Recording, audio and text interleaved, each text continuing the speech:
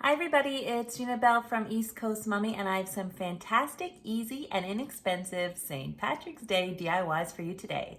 If you like this video, give it a thumbs up, really helps my channel. Let's get started. Here's a peek at the 5 adorable St. Patrick's Day DIYs we're going to make today. First up, we're going to make a cute little shamrock sign. I had this little sign in my craft stash, but you can find signs like this in discount bins, at craft stores, or at the dollar store. I liked the color of this frame, so I taped it off so I wouldn't paint it, but you can paint the frame too. I colored the inside, painted the inside with some green paint. It's just regular old dollar store paint in green. And then I grabbed an old Amazon box and I cut out a shamrock shape. You are not going to see this box, so it doesn't really matter what you use as long as it's something that has a little bit of strength to it. Make sure you have sharp scissors though, because it's hard to cut cardboard otherwise. The next step is to take the cardboard shamrock and cover it with a fabric of your choice. I covered the shamrock with a little bit of Mod Podge, and then I placed it down on a piece of material. I chose this checkered material, scrap material that I got a big square of at Walmart for a couple dollars. Then we're going to fold in all the fabric and glue it onto the back of the shamrock. So I just cut some slits in it just to make it a little bit easier to fold in. So you're just going to take your glue gun, put a little bit of glue, fold the piece up, and just keep going around adding bits of glue and folding the material. You'll just trim it whenever you have some extra, but basically you're just trying to cover the whole shamrock with the material in the front. It doesn't matter what it looks like in the back, and just have it tight and secure in place. And this is what the cardboard covered shamrock looks like when it's all covered in material.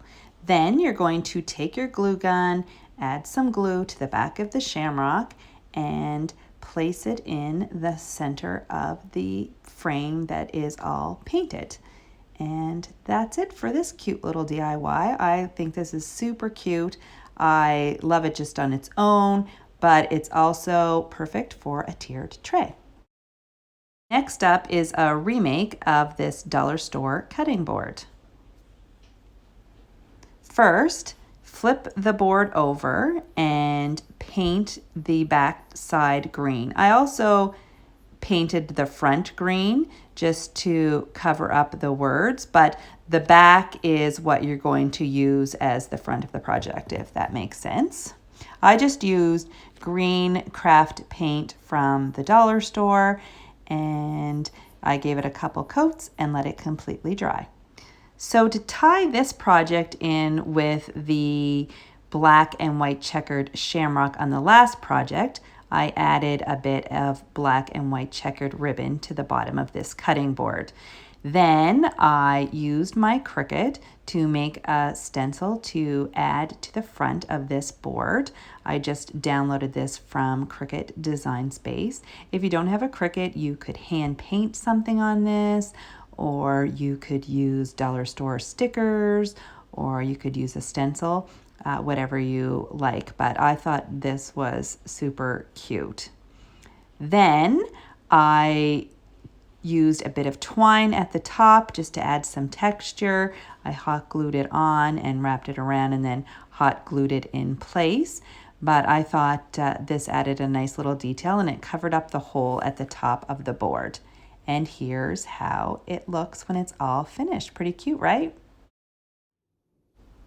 So this next project could not be easier. I just took a wooden toy rolling pin and I painted the ends the same green as my cutting board and my shamrock picture frame.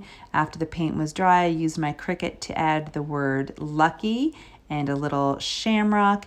If you don't have a Cricut, you could use dollar store stickers or a Sharpie. But that's it for this cute little project.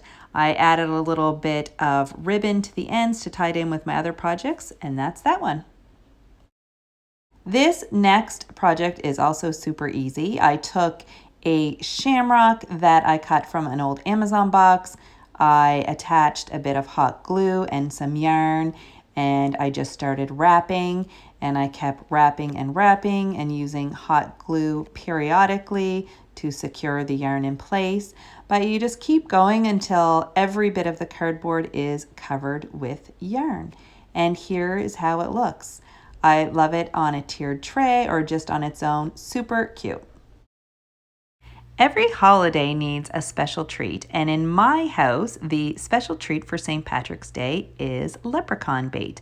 So I purchased this little candy jar from the dollar store, and I printed the words Leprechaun Bait and a shamrock on my Cricut, and then I just applied it to the front of the jar. If you don't have a Cricut, you can use dollar store stickers or glass markers, but I thought that I would use my Cricut, and I think it turned out really cute. Then I filled the jar with leprechaun bait, which in our house is Lucky Charms cereal, which is our special St. Patrick's Day treat. Then I put the lid back on and I added a little bit of black and white checkered ribbon to the top of the jar just to tie it in with the rest of my St. Patrick's Day projects this year. And here's how it looks. I love how it looks on my tiered tray, but you can use it for any kind of St. Patrick's Day decor. And here's another look at all 5 of my St. Patrick's Day projects. And here is how they look on my tiered tray.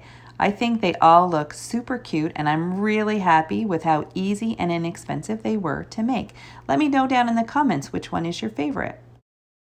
If you like this video, please give it a thumbs up. Really helps my channel. Hit the subscribe button to see more videos like this, and visit my blog at eastcoastmummy.com. See you next time. Bye.